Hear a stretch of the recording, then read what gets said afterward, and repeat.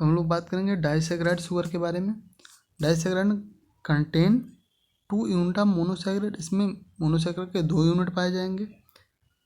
Hydrolysis give 2 monosaccharide में B same are different. जब हम डाइसैकेराइड का हाइड्रोलिसिस करेंगे तो 2 मोनोसैकेराइड मिलेंगे, वो सेम भी हो सकते हैं और डिफरेंट भी हो सकते हैं। डाइसैकेराइड का एग्जांपल है सुक्रोज, माल्टोस एंड लैक्टोस। ये पॉइंट बहुत इंपॉर्टेंट है।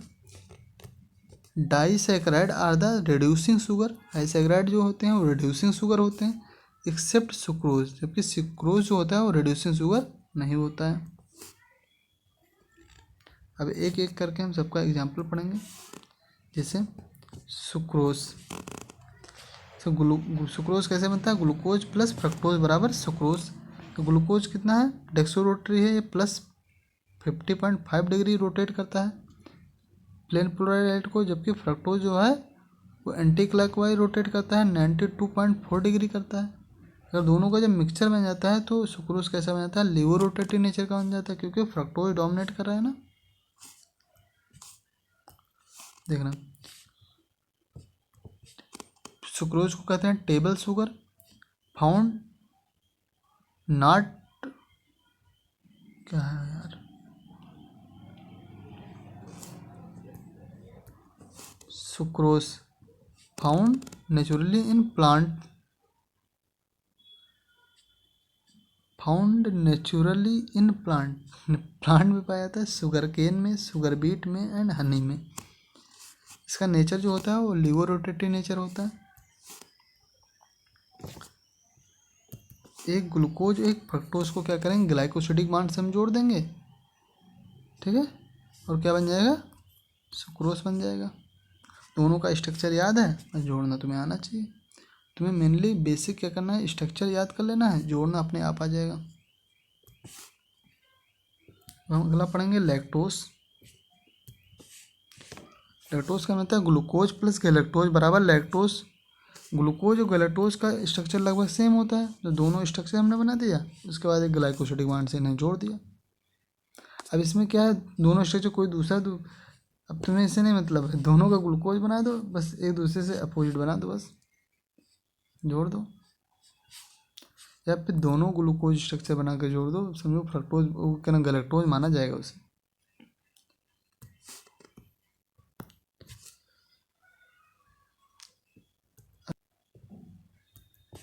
माल्टोस, माल्टोस कैसे बना है? ग्लूकोज प्लस ग्लूकोज बराबर माल्टोस। 2 ग्लूकोज को जोड़ना है तो दोनों सेम ग्लूकोज को जोड़ दिया गया, क्या बन जाएगा? माल्टोस बन जाएगा ग्लाइकोसिडिक बॉन्ड से।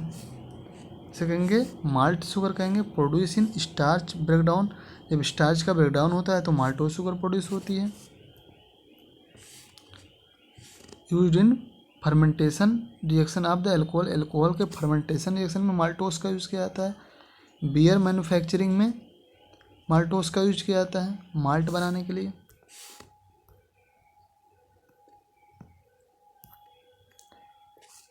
अब अगला हम पढ़ेंगे ओलिगोसैकेराइड। मतलब हम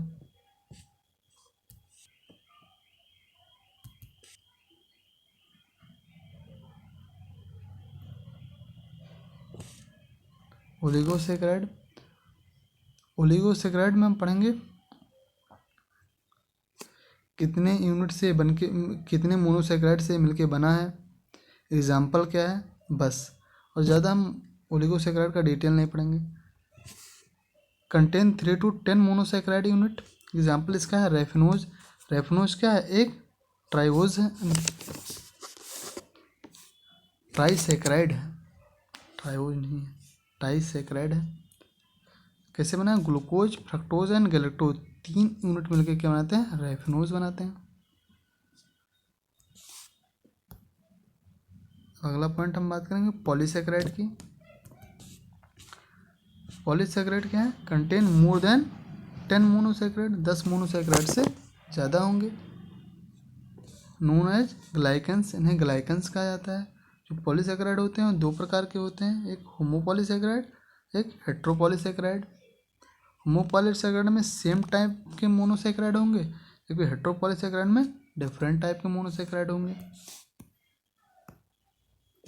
अब हम बात करेंगे होमोपॉलीसैकेराइड की। Have same monosaccharide unit. Example है starch, glycogen, cellulose, inulin, chitin. सबको एक बार हम देख ले रहे हैं।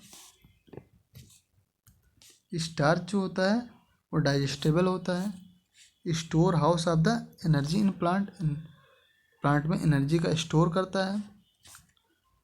पॉलीमर ऑफ अल्फा ग्लूकोज, जो स्टार्च होता है अल्फा ग्लूकोज का पॉलीमर होता है। जो स्टार्च होता है वो क्या करता है, आयोडीन टेस्ट देता है। मेड अप टू कंपोनेंट, जो स्टार्च होता है दो कंपोनेंट से मिलकर बना होता है, एक होता है एमाइलोज, एक होता है एमाइलोपेक्टिन। एमाइलोज जो होता है 10 से 20%, 15 से 20% होता है, क्योंकि एमाइलोपेक्टिन होता है 80 से 85% होता है।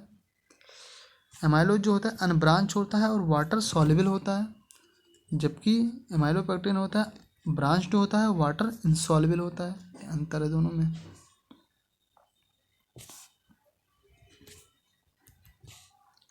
ग्लाइकोजन हम देख ले रहे हैं।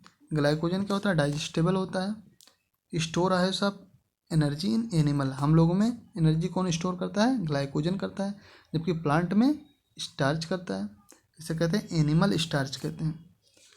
पॉलीमर ऑफ ग्लूकोज होता है, गिव आयोडीन टेस्ट। जो ग्लाइकोजन होता है वो भी आयोडीन टेस्ट देता है। अगला होमोपॉलीसेकेराइड हम पढ़ेंगे सेलुलोज। सेलुलोज क्या है, polymer of beta D glucose, most abundant organic substance in plant kingdom.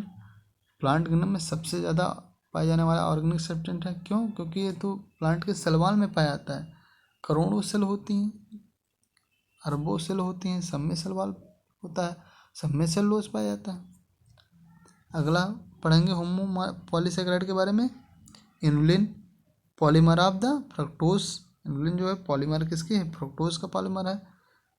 Present in the root of dahlia, dahlia के रूट में पाया जाता है। लास्ट होमोपॉलीसेकेराइड देख ले रहे हैं। Polymer of N acetyl glucosamine, यानी NAG, NAG, N acetyl glucosamine का पॉलीमर है। Present in the exoskeleton of arthropod, arthropod के एक्जो स्केलेटन में पाया जाता है। काइटिन, और काइटिन फंजाई के सलवाल में भी पाया जाता है। अब हम बात करेंगे हेट्रोपॉलीसेकेराइड के बारे में। मोस्ट कॉम्प्लेक्स पॉलीसेकेराइड होती हैं, contain more than one type of monosaccharide. एक से ज़्यादा प्रकार की मोनोसेकेराइड पाए जाते हैं। जैसे अगर एग्जाम्पल है पेप्टाइडोग्लाइकेन, पेक्टिन। हम इसके बारे में डिटेल नहीं पढ़ेंगे, बस जनरल पॉइंट देख रहे हैं। Pectin present in the cell wall of plant and middle lamella.